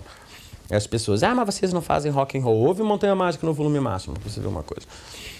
Sabe, é claro que não é pauleira, não é thrash metal, entende? Mas é aquela tal história, você ouve Rubber Soul dos Beatles, sabe? Você ouve um álbum branco, não é Helter Skelter só. Tem Dear Prudence, tem aquilo. É porque eu acho que a gente ainda é banda das antigas, nós somos meio dinossauros, então a gente faz um som um pouco mais variado. Quer dizer, sempre dentro da nossa concepção um pouco limitada, mas tem a música rapidinha, tem a balada, tem a outra que é assim, tem a música de amor, tem a música que é falando de violência, não sei o quê. Ao passo que algumas bandas, por opção, e eu acho isso uma coisa muito importante, cada banda ter o seu próprio trabalho, você pega o disco e é pauleira do começo ao fim. Entendeu? Ou então a outra é balada do começo ao fim. Acho que as pessoas que falam isso da Legião é porque elas não acompanham direito o nosso trabalho. Porque quem ouve os discos sabe que os discos são completamente variados. Desde o primeiro até o Descobrimento do Brasil. O Descobrimento do Brasil começa com uma música folk, vem um pop, depois vem uma pauleira punk, grunge, depois vem Perfeição, depois vem um instrumental com oboé e violão. Aí depois vem aquelas músicas que a gente gosta de fazer com o Bonfá, sempre fazendo aquele tambor. Pum, pum. Aí depois vem uma balada meio assim, Chacundum, Jesus and Mary Chain. Aí depois vem um pop, sabe? Então eu não vejo, eu acho que as pessoas percebem mais de ouvir na rádio. E naturalmente as músicas que têm uma tendência a serem sucessos maiores são as baladas, porque eu acho que assim, aqui no Brasil a gente gosta muito de coisas emotivas, de coisas assim românticas, até sentimentais. Então, por exemplo, Pais e Filhos é um sucesso maior do que Faroeste.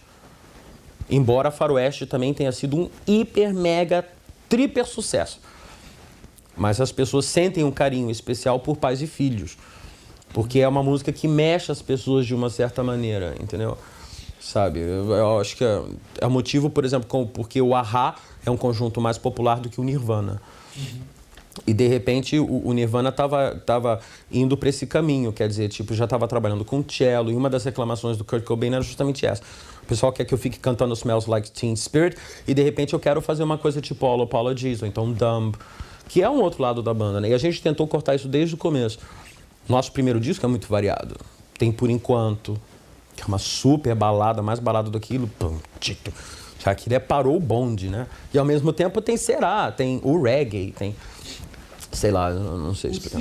Pois é, o 5, você estava falando, o 5 é o disco, com certeza, mais complicado, assim, da Legião. Você acha que ele é um disco, assim, melancólico? Um disco melancólico, assim? Porque é um momento, inclusive, pessoal da sua vida complicado. É um disco, assim, que, enfim, lendo até pesquisa, coisas que você já falou, é um disco, assim, sobre experiência, sei lá, com heroína, com... Bem, o lance é o seguinte, independe de eu estar num momento complicado ou não, porque de repente eu trabalho, né? Sabe? Então, assim, isso é uma opção. Naquele momento, a gente realmente sentiu que se a gente fizesse uma coisa mais próxima do que a gente estava sentindo, ao invés de tentar forçar músicas alegres e mais pra cima, assim, a coisa fluiria mais naturalmente. E nessa época a gente estava justamente convivendo com o problema de não ter baixista, que foi um problema no Quatro Estações. Que de repente o Dado toca na maior parte das faixas, eu toco em algumas e em outras é o Bonfá. No 5, por sugestão do Bonfá, a gente chamou um amigo nosso, Bruno, para tocar o baixo, só que de repente isso complicou geral, porque ele era um pouco parecido com o Eduardo Paraná. Então a gente fala, Bruno, 2 notas. Pelo amor de Deus, Montanha Mágica é assim, pão, pão, pão, pão, pão. Pão, pão, pão. É isso, e a gente quer que seja isso durante 10 minutos, ok? E de repente era muito difícil, porque as pessoas acham que é fácil tocar 3 notas, e não é. Não é fácil tocar 3 notas, mas de jeito nenhum. Então a música não vinha. E a gente ficou anos no estúdio, acho que nem demorou tanto tempo quanto Quatro Estações, mas assim, a gente ficava muito tempo para gravar um disco que tem 8 músicas só, entendeu? Então de repente ficava durante... horas, assim, vamos fazer com clique. Não, vamos fazer sem clique. Vamos fazer assim, vamos fazer assado. Por quê? Porque o Bruno é um cara fabuloso, ele tá com um trabalho super legal com Sound Machine agora e tudo, mas ele não tinha a nossa formação, entendeu? Eu dei de presente o disco do Velvet Underground pra ele saber o que é. Olha isso, é Pale Blue Eyes. É 5 minutos disso. Porque é a nossa linha musical, a gente faz isso. Não, vai parecer que eu não... A velha história, vai parecer que eu não sei tocar. E não tem, a gente está gravando o nosso disco, vai sair do nosso jeito. Então, demorou muito tempo porque tudo tinha uma saidinha de nota, entendeu? Era...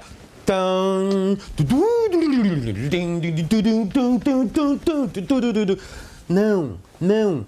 Sabe, a gente quer fazer um disco que é lento, é a ideia, a gente discutiu, sabe? Aquele disco foi feito de propósito. Vamos fazer uma música de 11 minutos, de 12 minutos, sabe? Porque a gente teve vontade, A gente tentou seguir um caminho pop e não estavam saindo coisas que a gente gostava. A gente falou, bem, o que está saindo é isso. As coisas que saíam que a gente gostava eram todas coisas lentas. O Dado chegou um dia, olha, eu fiz essa música. Era Montanha Mágica. Ele falou, putz, isso é maravilhoso. Vamos usar, entendeu? Aí o Bonfá chegou, ele chegou com o Teatro dos Vampiros, que é uma música pop, mas é lenta. Aquilo é muito lento.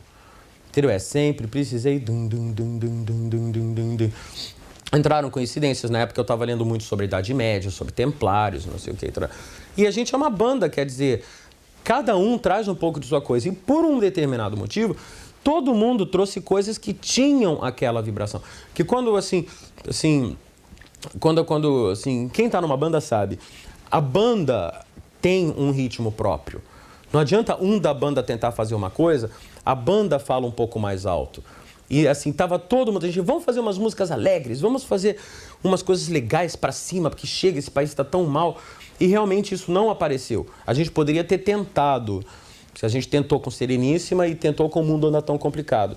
Mas o que a gente realmente achou que estava mais próximo do que a gente sabe fazer e coisas que estavam legais, era justamente abrir o disco com Pois Nasci, Nunca Vi Amor. Pronto, esse é o disco. Entendeu? Depois do Quatro Estações, que é uma tentativa de uma busca espiritual, uma tentativa de buscar amor, deu no que deu, gente. O Collor foi eleito, ele acabou com o nosso país. Porque assim, o Quatro Estações foi lançado um pouquinho antes das eleições. E o 5 foi lançado já com o Collor no poder, em dezembro. Depois que ele já tinha pego o dinheiro de todo mundo. Então, era o clima. Não tinha... A gente fala um pouco, assim... Eu vou falar da minha vida, né? Então, é aquilo. Quase acreditei na sua promessa e o que vejo é fome e destruição. Então, o disco veio daquele jeito. E foi aquela coisa de comprar uma ideia. A gente falou, bem, é o que está saindo, então vamos fazer um disco assim. É o seguinte, com Quatro Estações, a gente virou uma grande banda pop. Foi um momento pop. A gente saiu na Veja, entendeu? Daquele disco a gente teve, acho que 9 hit singles. Foi uma coisa absurda, porque não são músicas comerciais. O disco abre com Parece Cocaína, mas é só tristeza, talvez tua cidade. Muitos temores nascem do cansaço e da solidão. E o descompasso e o desperdício herdeiros são agora da virtude que perdemos. Isso assim, eu fui chamado Olavo Bilac do rock, né? Tudo bem, mas de repente tocou no rádio, todo mundo se identificou, todo mundo gostou. Pop. Não adianta, virou pop. Então a gente falou, bem, banda pop a gente já foi. Então vamos tentar ser uma outra coisa? Vamos ver se eles vão tocar Metal Contra as Nuvens no rádio. Entendeu? Vamos ver, vamos tentar. E o que acontece é o seguinte, naquela época eu não estava usando heroína, eu não estava fazendo nada disso. Isso tudo já tinha passado. Entendeu? Mas eu resolvi, bem, as músicas, eu sempre escrevo as letras depois de ter as músicas. Então, as músicas que estavam vindo eram essas coisas lentas, era uma coisa assim de tristeza. Tinha uma certa coisa assim, ai, a coisa não está dando certo, sabe? Aqueles anos todos que passaram foi um grande velório do Ayrton Senna, entendeu? Para mim foi aquela coisa daquela esperança que eu, pelo menos, eu sentia, sabe? Desde a época do Tancredo, aí depois Tancredo morre, aí depois veio as eleições, todo mundo levando a maior fé. Tá bom, é o Collor, mas quem sabe, né? E de repente deu no que deu, e a cada dia que passa você vai descobrindo que a situação é pior do que você podia imaginar. Porque teve um momento que aí que você começou a ver que o pessoal estava roubando mesmo. Quando começou aquela coisa de PC, e você tão perdido mesmo. O que vai acontecer? Isso refletiu na música. Não tinha como eu ser honesto e falar assim, está tudo bem, está tudo feliz. Realmente, você tem razão, não ia dar para escrever um Quase Sem Querer. Entendeu? A única saída era aquela coisa do mundo anda tão complicado, mas eu tenho essa pessoa que gosta de mim e de repente, sabe, vamos levar para esse lado. Agora, como as músicas estavam vindo, a música já estava falando disso, aí o que eu achei legal? Tipo, pegar uma experiência recente minha, que foi essa coisa de mexer com substâncias que são coisas assim, muito perigosas e terríveis e tudo, e escrever sobre isso. E tentar, como letrista, né, colocar dentro das músicas essa experiência, para ser um retrato daquele momento, entendeu? Então o disco é um retrato daquela época, entendeu? É um disco assim, por exemplo, o Descobrimento do Brasil é um disco sobre perda, mas são poucas as pessoas que percebem isso, por causa do jeito que as músicas estão estruturadas. Todas as músicas são músicas de despedida. Não teve uma pessoa que me falou isso, mas todas as músicas são músicas de despedida. 29 é tipo assim, quando você deixou de me amar, eu aprendi a perdoar e tipo assim, acabou. A fonte é acabou. Do espírito sai de mim que acabou. Perfeição é tipo assim, sabe? Agora a gente pode celebrar, mas tudo acabou. Tá tudo morto, enterrado e pronto. Descobrimento do Brasil é, eu tô querendo me casar, mas eu não posso. Os barcos, tipo assim, você diz que tudo terminou. Entende? Só que isso é muito relativo. Cada pessoa, eu não gosto de explicar as músicas, porque cada pessoa sente a música de uma maneira. Todo mundo cismou que Quatro Estações é um disco maravilhoso. Agora eu tô com esse discurso meio bobo, mas eu lembro para as pessoas, olha, Pais e Filhos é uma música sobre suicídio. Entende? E é. Só que as pessoas não percebem. Eu não gosto de ficar explicando, mas é. Ela se jogou da janela do 5º andar, nada é fácil de entender, e conta a história. Só que todo mundo cismou que é um disco maravilhoso e alegre e tudo, e o 5 é depressivo, então tudo bem. Eu não vejo tanta diferença. Eu acho que o 5, de repente, oferece até mais saídas do que o 4 Estações. Porque no 4 Estações a saída do cara é ficar lá, Cordeiro de Deus. E no 5 não. O 5 o cara fala, eu quero um dia de sol num copo d'água, entendeu? Ele fala, eu vou cuidar de mim. No final de Vivendo no Litoral é tipo assim, eu vou cuidar de mim, sabe? Quero ser feliz ao menos. O plano é ficarmos bem. E as pessoas não percebem, entende? Fica uma coisa. Então isso é uma coisa completamente maluca, porque cada pessoa diz uma coisa. Então quando entra nessa coisa, a Legião não faz mais rock. Então eu não entendo. Se bem que eu tô dentro da banda, né? O Dado talvez tenha uma opinião, o Bonfá vai ter outra opinião, uma outra pessoa vai ter uma outra opinião. Mas assim, o que eu vejo das coisas é que cada pessoa identifica dentro do seu universo interior o que pega, o que passa. Tem muitas pessoas que não se identificam mais com a Legião Urbana, entendeu? Porque não querem mais ouvir essas coisas. Tem outras pessoas que estão descobrindo Legião Urbana agora. Eu recebo cartas de meninos e meninas de 14, 15 anos que sabem que eu vi no Descobrimento do Brasil e tipo, que é isso? E estão lá, e estão comprando o primeiro disco, estão descobrindo 2, sabe? Estão ouvindo Eu Era um Lobisomem Juvenil pela primeira vez na vida. Eu acho isso maravilhoso. Mas é assim, isso é muito assim. Tem muito o que a imprensa coloca em cima do disco e o que você fala do disco. Como a gente não fala sobre as músicas, então fica uma terra de ninguém. Cada pessoa decide o que significa cada música. Mas, por exemplo, assim, eu acho Quatro Estações um disco pesadésimo. Que história é essa de há tempo são os jovens que adoecem e há ferrugem nos sorrisos e só o acaso estende os braços, entendeu? E isso é muito pesado. Eu acho muito pesado, sabe? O cara lá fica gritando que é só o amor, de repente assim, não me mata, por favor, sabe? Tem que ter uma solução nessa vida, entendeu? 7 cidades, o cara falando quando teu espírito tá longe de mim, sabe? Quando você tá longe de mim, eu não tenho teu corpo perto de mim, sabe? Meu espírito voa longe, sabe? Sei lá, eu não sei. E de repente o 5 tem o quê? Aprendi a esperar, tipo assim, agora eu estou bem, sabe? Só que eu não tenho mais certeza. Mas, tipo assim, o disco todo funciona muito positivamente. Fala da questão dessa coisa do messianismo, Sereníssima, é toda sobre isso. Tá rolando? É.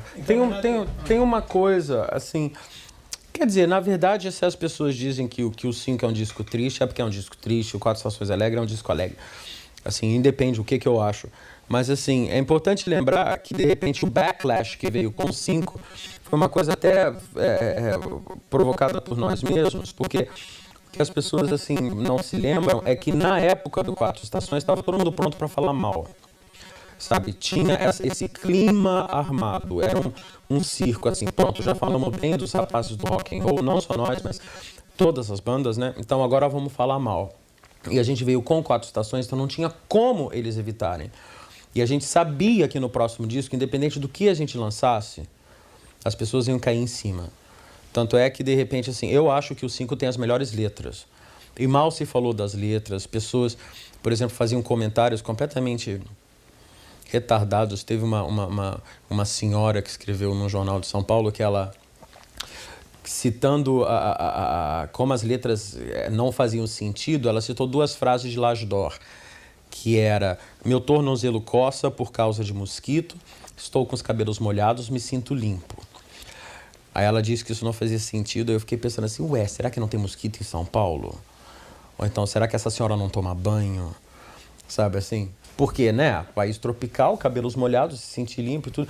Então foi uma coisa, as pessoas decidiram que não era, então não era. Tanto é que agora, com o descobrimento do Brasil, também não dá para evitar, porque a gente está fazendo realmente uma coisa que a gente sabe fazer, que a gente gosta de fazer. Não é um disco difícil, né? O 5 era difícil, a gente realmente decidiu fazer para ter uma certa liberdade de ação. Mas as pessoas também não falaram, não. Sabe, e ficou aquela coisa, Legião, é Legião. Quem gosta é o público, quem dá força sempre é o público.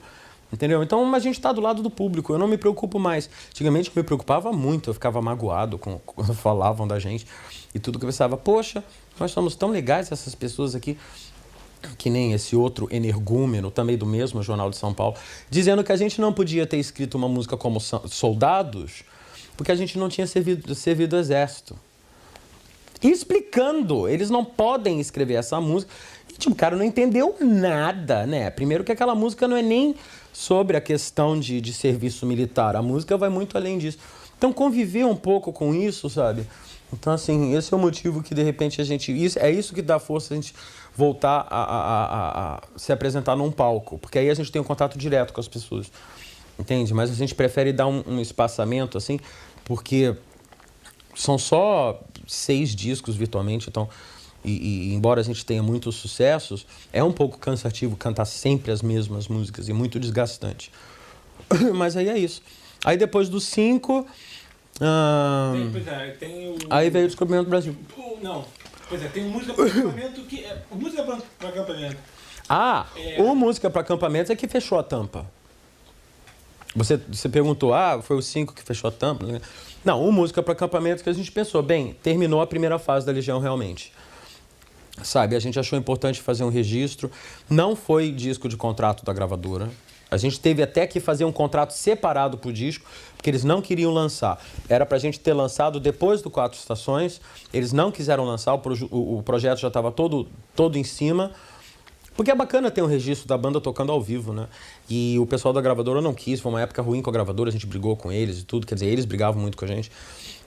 E depois, quando surgiu a ideia do disco, foi porque teve o acústico MTV, e embora a gente não quisesse lançar um disco inteiro unplugged, a gente achou, olha, aqui tem um material muito, muito bom.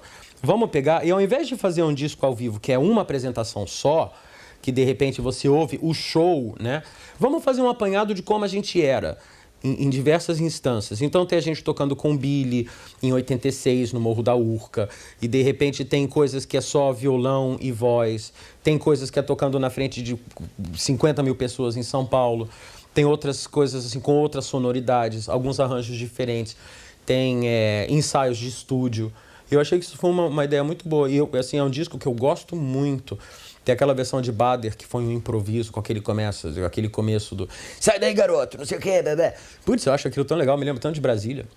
E assim, foi uma ideia legal. Agora não foi uma coisa assim de vamos e tudo, ainda mais porque lançar um disco duplo ao vivo, sabe?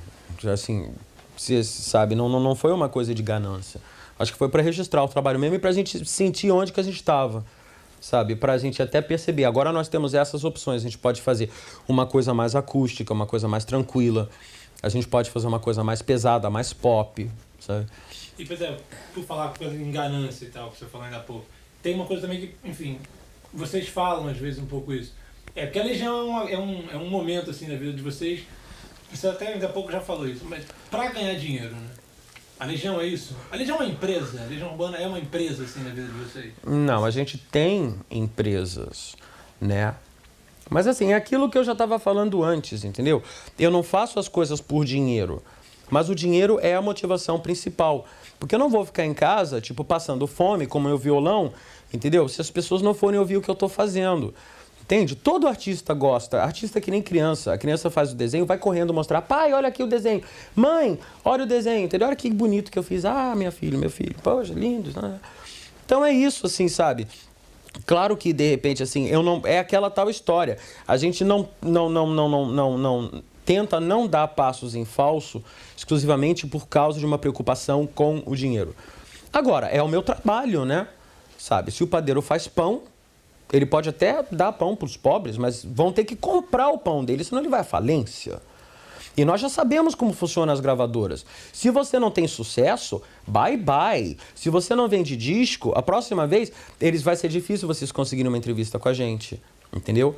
Porque de repente a gravadora vai empurrar outros artistas. Às vezes vocês não vão nem lembrar, entendeu? Vai ser difícil. O público, entendeu? Fica um pouco turvo esse reconhecimento do público, da mídia, da imprensa. Você faz um show, vai ser difícil conseguir divulgação. Você lança um disco, a distribuição não vai ser legal. Entendeu? Então tem um lado da gente defender o nosso lado também, por parte da gente, e também pro nosso... Se eu quero que o meu disco chegue lá em Cascavel, sabe? A gente tem que ser bem sucedido. Entendeu? O máximo que a gente foi com 5. Que é o máximo, assim... O que eu posso fazer, por exemplo, e que é uma coisa que a gente pretende fazer, talvez mais tarde, é com a Rocket, que é a gravadora do Dado, a gente fazer coisas completamente alternativas. Mas a partir do momento que a gente vendeu 3,5 milhões, tá indo para 4 milhões de discos, assim, eu espero. Mas assim, sabe, por que a gente vai de repente tomar uma atitude que eu consideraria desrespeito ao público, entendeu? Sabe? Tipo, eu já fiquei um pouco assustado com a reação aos 5, mas é gozado, porque é aquela coisa da concepção. O disco continua dentro da concepção da Legião. Então tem muita gente que o disco favorito deles da Legião Urbana é o 5. Porque é um lado, são as pessoas que gostam, que desde o Por Enquanto Eu Era um Lobisomem Juvenil e tudo, é essa a linha da Legião que eles gostam. Tem outras pessoas que não, tem outras pessoas que preferem o Que País é Este, porque preferem Teorema, Petróleo do Futuro, sabe, Metrópole, 65, Duas Tribos, mais do mesmo. Isso é um outro público. Agora, eu vou estar sendo completamente hipócrita se eu estiver trabalhando para uma multinacional e não disser que fazer dinheiro é importante. Entendeu? Essa entrevista aqui, por mais que eu goste da MTV e tudo, eu não tenho que passar por esse trauma, entendeu? De ficar com um bando de homem cabeludo aqui nesse calor, entendeu? Pra falar do trabalho e tudo, se o fã não tiver o produto na loja e puder ir lá comprar, entendeu? Porque senão, eu pego o meu violão e eu toco pros meus amigos. Ou então, como a gente fazia bem no começo. Mas aí é outra coisa, é uma coisa mais pequena, é uma coisa assim, sabe, de você tocar numa festa, uma coisa... Se a partir do momento que a gente decidiu que a gente vai vencer o mundo, mesmo que o mundo seja só Brasília e Sobradinho, né? Mas assim, é uma coisa, tipo, todos os artistas que a gente gosta têm essa aceitação popular, legal. E aqui no Brasil, só agora que está acontecendo essa coisa de haver... as gravadoras independentes que permitem que você tenha um trabalho e que você tenha uma vida digna com o seu trabalho, lançando um número X de cópias. Até pouco tempo atrás, a gente tinha que realmente, assim, sabe, se você não vende 500 mil, 800 mil cópias, sabe, vá fazer show todo dia, porque senão você não vai ter uma vida digna com o seu trabalho. Eu acho que isso, assim, é uma coisa que existe em todos os campos de atividade no Brasil. Todo mundo que está aqui nessa sala sabe, os rapazes aqui, tipo, a gente tem que ralar nesse país, é ralar. A gente tem que ver, sabe, fazer coisas que não seriam exatamente o nosso trabalho, mas a gente tem que ir lá e tem que fazer, a gente tem que estar sempre disposto, vamos lá em frente.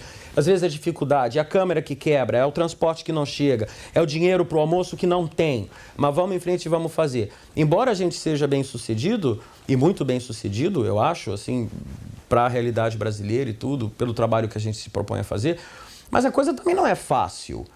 Entende? E aquela coisa de clipes e tudo, assim, às vezes a gente prefere investir no emocional, no interior, na vida da gente e tentar colocar a cabeça em ordem, do que de repente sair fazendo, sabe, tipo assim, zilhões de clipes e zilhões de coisas. Porque o bem ou mal, todo o dinheiro que a gravadora investe na gente, esse dinheiro é nosso.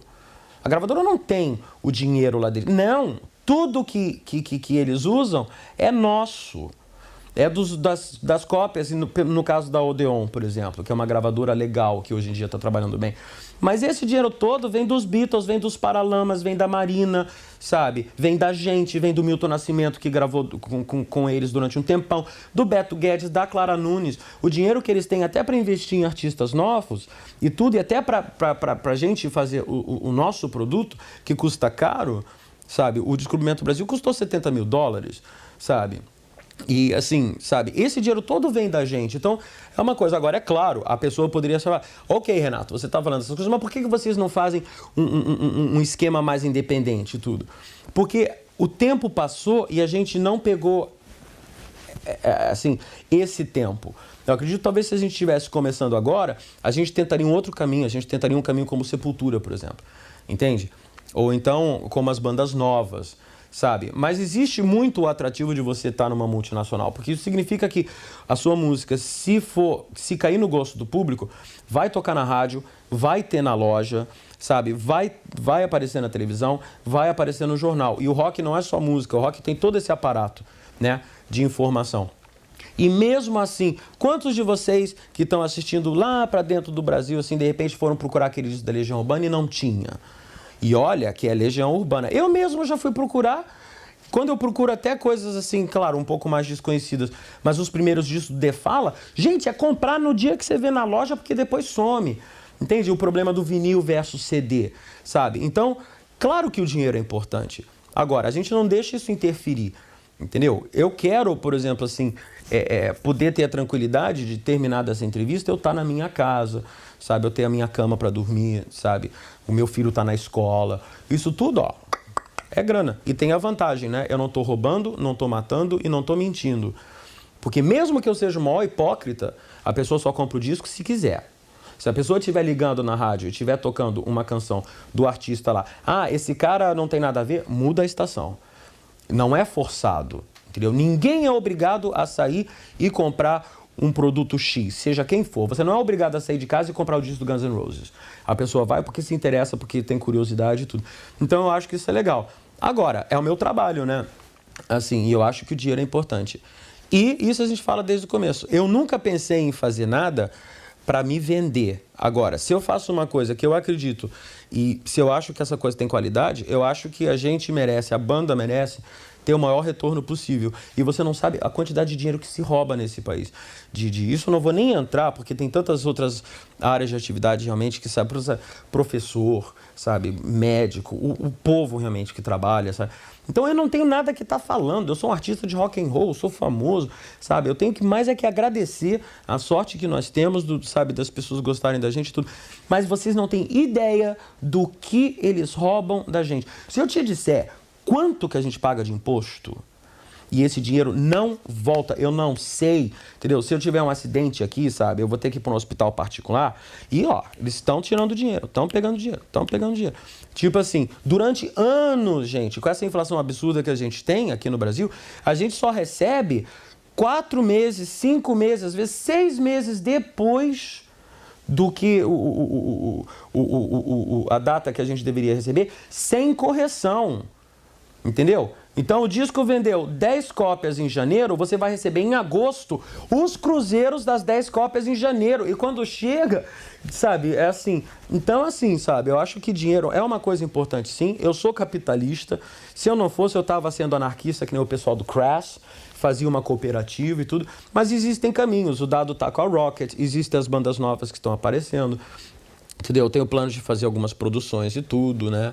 Assim, e tudo aí, tipo, isso fica para vocês decidirem se é verdade ou se não é verdade. Pois é, mas exatamente qual é o futuro da Legião Urbana? Eu não... Tá falando desse tipo de coisa. Eu não sei.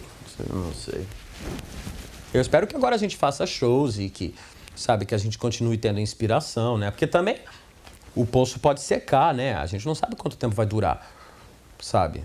Daqui a pouco a gente lança o nosso Undercover of the Night e acabou o Rolling Stones, sabe? O que eu vou fazer? Né? Não sei. Eu acho que até agora o Descobrimento do Brasil a gente está indo bem, sabe? Porque a gente tem... Eu gosto das coisas que a gente faz. E o Dado gosta, e o Bonfá tem feito músicas, e a gente tem... Mas de repente, sei lá, passou a fase, de repente, sabe? O Patufu vai estar falando coisas que de repente são tão legais e tudo. Meu estômago roncou agora, fez... Sabe? Aí o Pato Fu, de repente, lançou uma coisa que é tão legal que de repente eu vou ficar, poxa, eu não vou... Não preciso mais falar isso, porque tem outras bandas que estão falando isso de uma maneira mais especial e de uma maneira mais legal. A gente está aí até agora porque a gente acredita que ainda tem alguma coisa que a gente pode contribuir, entende? Mesmo que seja uma coisa repetida e tudo, que eu não acho, eu acho o Legião super legal, mas a gente sempre acha assim, poxa, isso aqui é uma coisa bonita de se dizer.